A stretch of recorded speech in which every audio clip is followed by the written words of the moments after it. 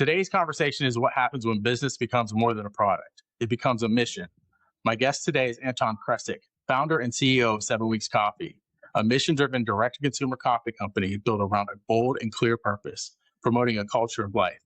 Since launching in 2021, Anton has grown 7 Weeks Coffee into the most impactful pro-life brands in America. The company donates 10% of every sale to pregnancy care centers nationwide, and to date has raised more than $1.8 million while supporting over 1,500 pregnancy care centers across all 50 states. But what I love about Anton's story is that this is just not about selling coffee. It's about building a brand where quality, conviction, generosity, and faith all work together. Anton has taken a simple, everyday product and connected it to a powerful mission, serving customers while also directly supporting women, families, and life-affirming organizations across the country. So today, we're going to talk about values-based business, building a mission-driven brand, faith in entrepreneurship, generosity, courage, and what it looks like to build a company that serves both customers and a cause.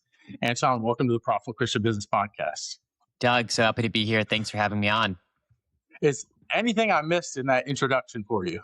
No, you covered a lot. And I really appreciate it's so fun to hear the impact we've had, because this really just started with the simple idea to raise money for our local pregnancy resource center. And now, like you said, we're supporting a pregnancy center in all 50 states, I believe, which is just incredible. So I want to dive right into that. How did this originate? Where did this idea come from? It really just came from a culmination. I had a heart for business. I always loved entrepreneurship. I was getting into coffee at the time. So it's definitely like a few things that just kind of culminated. And then I had the idea literally 2 weeks after I got married, because I just saw this like headline about mission-driven coffee companies. And I was like, wow, there's so many coffee companies out there. Why isn't there? Or I was more like, what is the coffee company for Christians, essentially? And I was like, well, there's got to be, something that Christians can rally around. Is Black Rifle Coffee, which is a big Second Amendment company, but they're not really, Christian at all. And so I was like, well, the pro-life issue is like one of the biggest issues, Christians kind of unite around. So I Googled pro-life coffee and nothing came up on Google. And that was the moment I had the idea for a pro-life coffee company, and called my wife. And it was 2 weeks after we got married. I was like, hey, I got an idea. I want to start a company. That definitely caught her off guard, but she was definitely supportive. And then she asked the inspiring question, which is, well, what are you going to call it? And I said, I don't know. And she followed up with, when is a baby the size of a coffee bean? So that's how we get our name and our mission to support pregnancy care centers. But through all of that, that moment of when I had the idea and everything, God was working in the background for years, where He put a big calling on my heart for the pro-life movement. It's something I cared deeply about for years before I had the idea for 7 Weeks Coffee. So it's funny how I look back and see how all those things were connected, and then all came to life. And I really felt like the Lord said, go. And I went and started that day building 7 Weeks Coffee, and that was 5 years ago. Wow. Was this your first entrepreneur endeavor?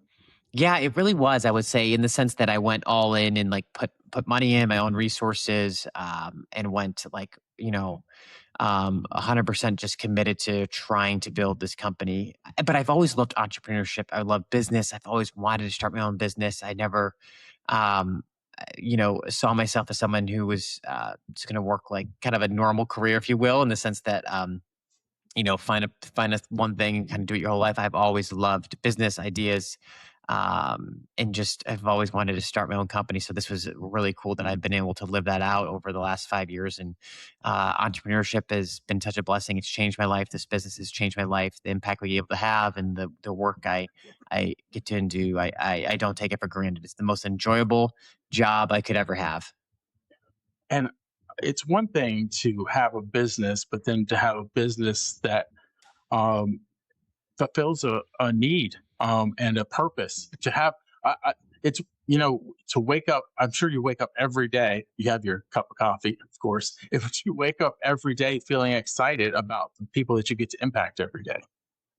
For sure. What's really cool is like, I've always wanted to live business with a mission in mind, as a Christian. And when I first moved so I live in the DC area. I'm from Ohio originally. When I first moved here, I really moved here because I was interested in how like politics and faith kind of interact, and, where that intersection is with culture, and how you want to like promote godly values in government, and, to really, bring a biblical worldview to politics, but also to business, and really infuse culture with what is true and good and right. And that's what we get to do at 7 Weeks Coffee is we get to promote just amazing biblical truth, especially the pro-life value, and really speak into that. And so I love it. It's something that I couldn't think of any way else doing it. Not everyone maybe is called to be as vocal as we are in their business. And I think that's okay. But for us, like we love being outspoken on the life issue. It gives us a platform to really represent the pro-life organizations we support well.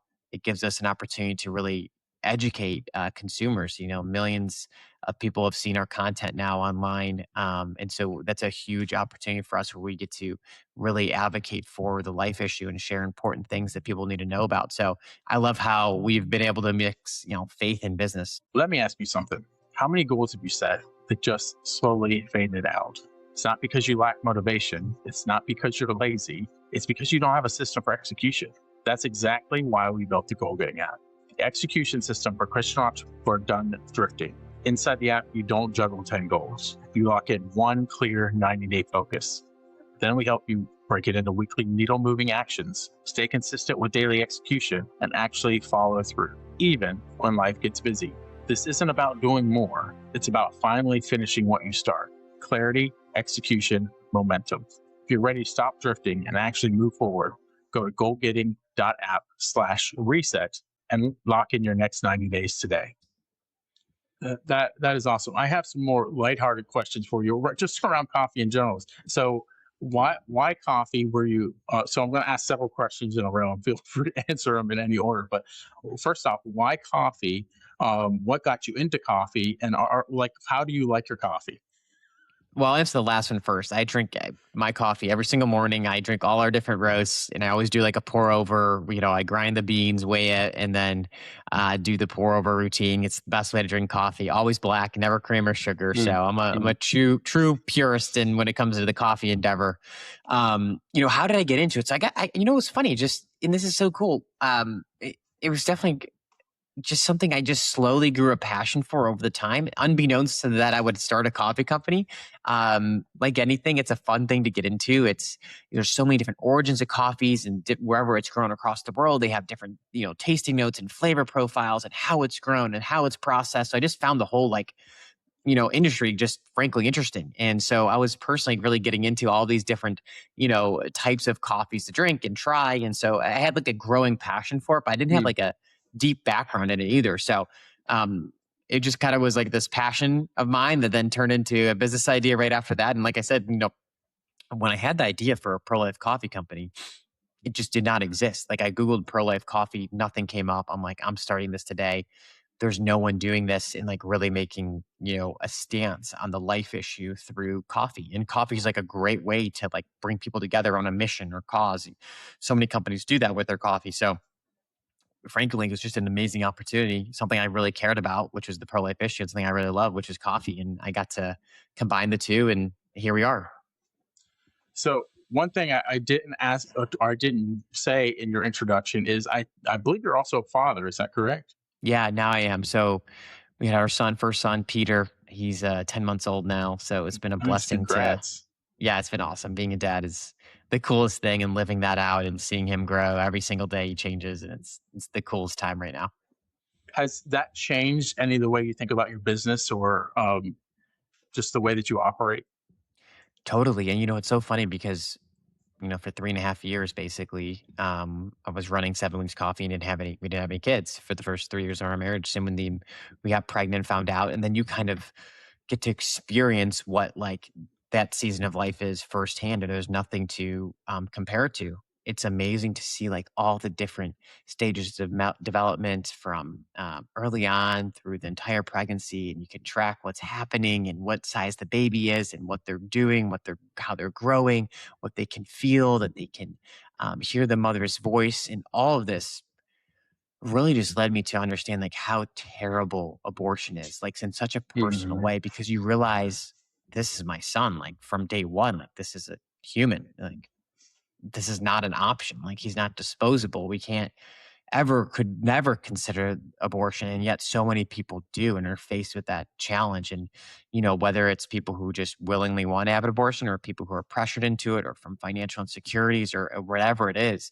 you just realize the humanity aspect from having your own child. And so that's something I've been able to walk through and really personalize my conviction on this issue, um, for the better. So it's been an amazing journey and season for us, and it's just doubled down on my conviction for fighting for life. Amen. What comes to mind as you were saying that, and the situations that I'm not a woman, so I can't really speak to their completely to their mindset or anything, but that women experience is the whole fear fact. They have this fear, right? And all their decisions in that moment are based on fear, where the Bible tells us faith over fear, right? To Hmm. trust in the Lord that He's going to be there, no matter, like, when you have this child, He's there with you, right? Hmm.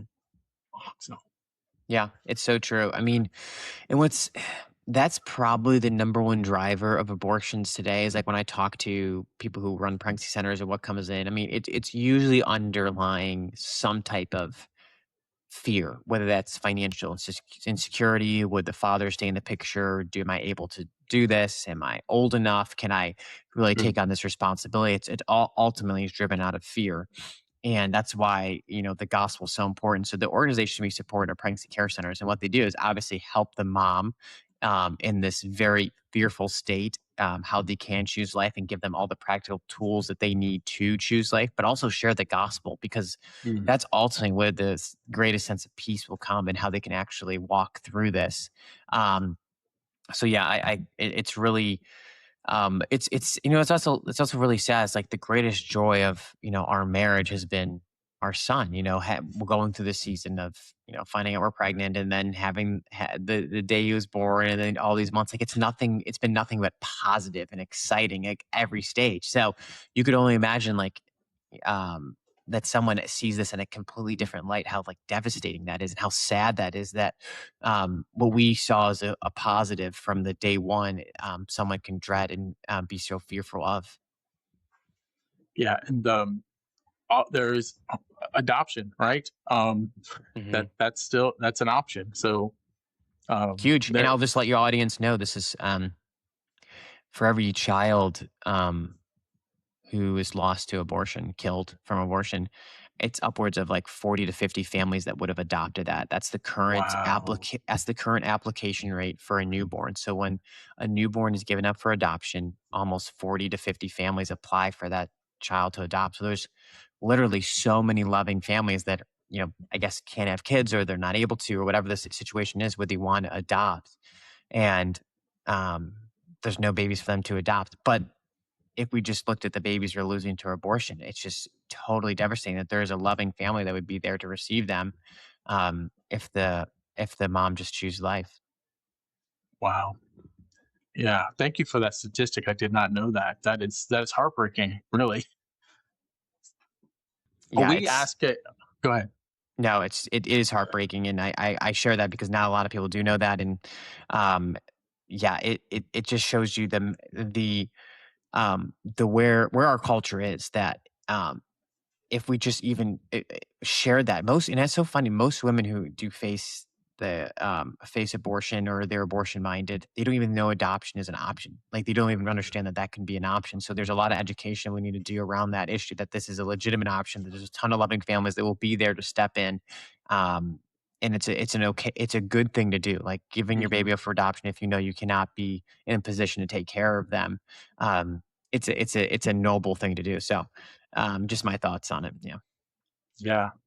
Um, we have it's kind of changing direction, but we have a fill in the blank question that we ask on every Thoughtful Christian Business podcast episode, and yours is more around your mission driven business, and maybe some experience that you can share with some business owners that are either thinking about having a mission driven business, or have one right now, but are kind of navigating the waters. So, what do you see as the biggest mistake entrepreneurs make when building a brand is blank? A mission driven brand, that is. Not having an excellent product. Mm, Yeah. nice. So one of the biggest things for us is to have the impact we're having, to be, America's pro-life coffee company, we cannot just say pro-life and slap, that sticker on a bag of coffee and expect our customers to continue to purchase our coffee. We have to provide them with an amazing product that's better than all the competitors out there. That's gonna beat the competition on its face. So it's really for us excellence in product, excellence in mission, and that's the biggest thing I see is like to have a truly impactful business, you have to serve or provide a product or service that's just truly better than competitors. Then your mission to impact can truly be realized. And so for us, we source all our coffee from direct trade. Means there's no middleman. We don't buy through a coffee brokerage. It's direct from farmers we know and trust and verify. We pay them 3 times what fair trade requires. We make sure it's all organically farmed, pesticide free. We make sure it's tested, that there's no molds. We do third party lab testing. So all these things we do for our coffee to make sure on a product level, it's better than anything our customers have ever had in the past is why we're able to have such an amazing impact with our pro-life stance. So it's really a hand-in-hand thing that like on product and on mission, you have to be, equally yoked as I will say, like in terms of quality, because you can't have one without the other. When you started this, being pro-life, and knowing that's the direction you wanted to go, from a business perspective, were you afraid of alienating much of the market? No, not at all. Because what I realized is during, this is kind of like post COVID, and my strong conviction that there's millions of consumers, Christian consumers, that are alienated by companies. Essentially, just like Main Street has overlooked, the conservative Christian consumer. So there needs to be more and more companies that speak directly to these consumers.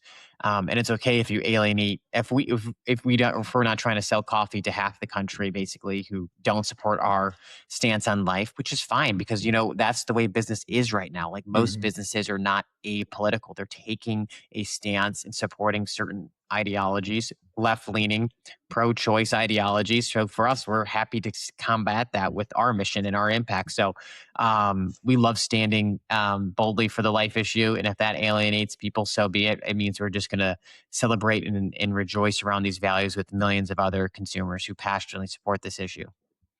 I think you kind of answered this question already, but this is another staple of the proposition business is we ask a secret question. So you're probably going to reiterate a lot of what you just said, but what is the secret to building a mission-driven business people don't just buy from, but they believe in? I wouldn't say there's necessarily a secret, but you have to have a personal commitment to what you're doing. And so for us, like our commitment to donate back 10% of every sale to pregnancy care centers has been a day one fundamental, objective of ours. We do it every single month. We give back, and we're never going to change that model. It's a huge portion of our profits. So that's like these core things that you set your business on that you believe are fundamental to why you should operate and how you operate. You can't compromise on them. And so for us, we will continue to do that.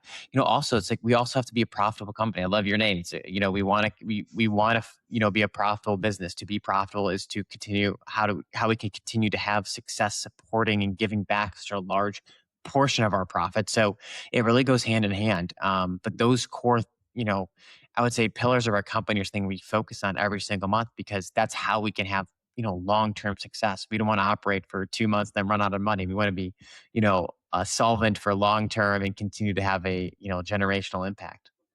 Yeah, I want to highlight two things that you've already talked about to kind of bring up as a pillar inside this interview, and that was who your customers are, right? And that's a very important thing of business is to know who your customers are, because then you know how to speak to your customers.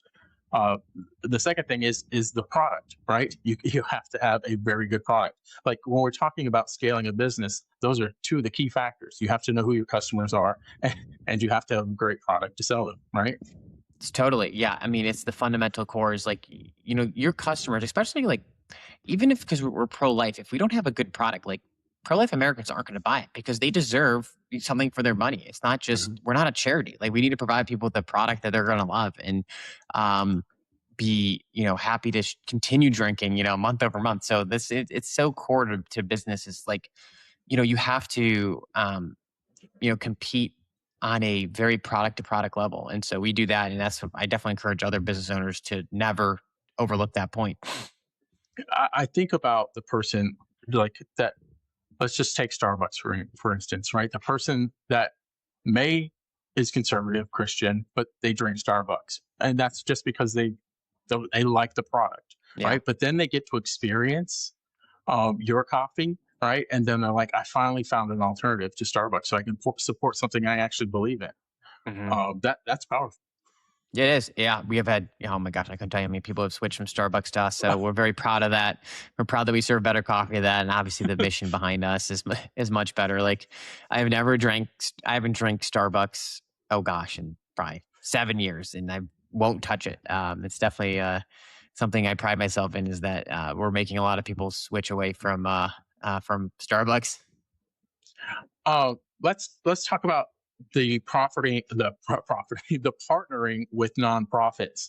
Um, because I'm sure there are people that would that have a business and are looking to do that as well, but maybe they don't know the ins and outs of trying to do that. Can you just talk, maybe just even on a surface level, of how you went about that?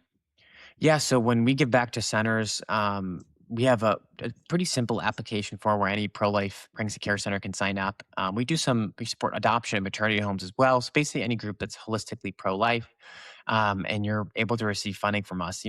From a business perspective, it's one of the coolest things that we get to partner with, over 1,200 to now nearly 1,500 local pregnancy centers across the nation, where consumers can buy coffee and directly support their local organization. So we're very unique in that we have like this kind of diversified across the country grassroots effort with all the organizations we support. But it's been the backbone of our mission, is to support these groups, and we share that. And so for other like business owners, like having some type of give back model to a cause or a specific mission is so important, because I think consumers can see that, they can relate to it, and it definitely helps encourage people to make the switch to your product or company. So we have a really cool partnership program for these pro life organizations, and it's allowed us to really just amplify our mission across the country. Awesome. Is there one big obstacle that you had through this journey that you could talk about how you navigated around it? I probably could give you a lot of big obstacles. Since starting a business, you literally are you feel like you're putting out fires every single day, and I Mm, can't tell you how often my prayer has been to Lord, I don't know what the decision to make is. Just help me not make a wrong decision. And that like mm, constant prayer has been the forefront of my mind, is when I'm leading this company. We've had people try to copy us off and rip us off, and understanding mm. how to navigate that. We've had technical issues and supplier issues, and like all these things, over time. And so I would just say, like, the biggest thing you can do is just know that the problems are always going to be continuously coming at you, but Mhm. put your faith first. You'll always be able to figure it out. Like, I definitely have a mindset now. It's like, where the only answer is we're going to figure it out. And that's like a continuous belief you have to have in yourself and in your business, or like, you know, you can get pretty down pretty quick. Yeah, let's talk about that from a faith perspective, because a lot of businesses fail, right? And a lot, even Christian-led businesses fail, and Yeah. I feel like a lot of times that happens because these obstacles come up and they give up, um, rather than navigate around them. And I, really where I'm trying to go with this is, a lot of times God is using our trials to shape us, right? To Hmm. become the company, and not just the person, but also He wants the company to become something like more like in His image, right? So Right. we I thank God often for trials. It's difficult in the moment to thank God for trials, but when you look back, it's like, God, thank you for bringing that to me, because it made me who I am today, and made my company better because of it. Um, have you had similar experience? Yeah, totally. I mean, really around the origin of our company. So when I started this, I was working another job. I started this really as a side hustle to see where it went one day. And 4 months into this side hustle, consuming my time and energy and what I really loved, I got laid off from the job I was at. And it was a Mm, really big like turning point in my life, where I felt dejected, and I felt like I didn't know what I wanted to do. But it also was like the time where I had to get like really serious with the Lord in this business and say, okay, Lord, I'm going to trust this with you. Like I need to pursue this full time. I feel like that's what you're calling me to, but I'm incredibly scared to do it. And Mhm. I remember just making like this prayer. I'd call it kind of my deal with God, where I just prayed like, Lord, I will serve you in this if you just help it, grow in a very practical sense, that I have to be able to pay myself from this one day. We have to be profitable. We have to um, be a legitimate business. If you help me do that, I'll continue to stay faithful to this mission, give back 10% of every sale.